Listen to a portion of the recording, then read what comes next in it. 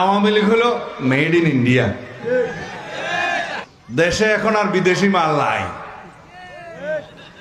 বাংলাদেশে একটা আওয়ামী লীগ নামের পার্টি ছিল, এক সময় রাজনৈতিক পার্টি ছিল, পরে এটা মাফিয়া পার্টি হয়েছে। জিনিসের উৎপাদিত দ্রব্যের পিছনে লেখা থাকে মেড ইন বাংলাদেশ। আমরা যত জামা কাপড় বিদেশে গেলে কিনি, দেখা যায় ওখানে শার্টের পিছনে লেখা আছে ভিতরে মেড ইন বাংলাদেশ।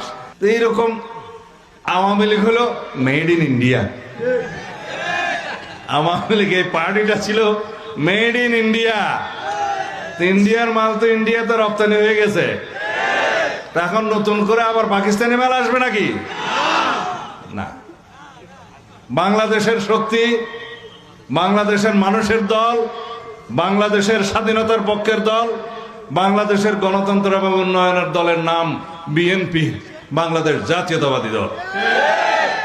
যদি আমরা বাংলাদেশে ফ্যাসিবাদের পুনরুত্থান না চাই, যদি বাংলাদেশে কোন রকমের স্বৈর শাসকের পুনরুৎপাদন এবং উৎপাত না চাই, তাহলে গণতন্ত্রকে শক্তিশালী করতে হবে।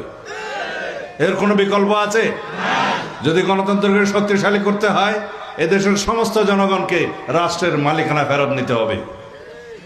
একমাত্র মুক্ত স্বাধীন পরিবেশে আগামী 12ই ফেব্রুয়ারি জাতীয় সংসদে নির্বাচনের সময় আপনার ভোটাধিকার প্রয়োগের মধ্য দিয়েই সেই বাংলাদেশ প্রতিষ্ঠিত হবে, যেই বাংলাদেশে কোনো দিন আর ফ্যাসিবাদের উৎপত্তি হবে না, উৎপাত হবে না, স্বৈরতন্ত্রের উৎপাদন হবে না, সংসদীয় পদ্ধতিরও কোনো স্বৈর শাসক আর উৎপাদন হবে না, ব্যক্তিতান্ত্রিক স্বৈরতান্ত্রিকতা নিপাত যাবে।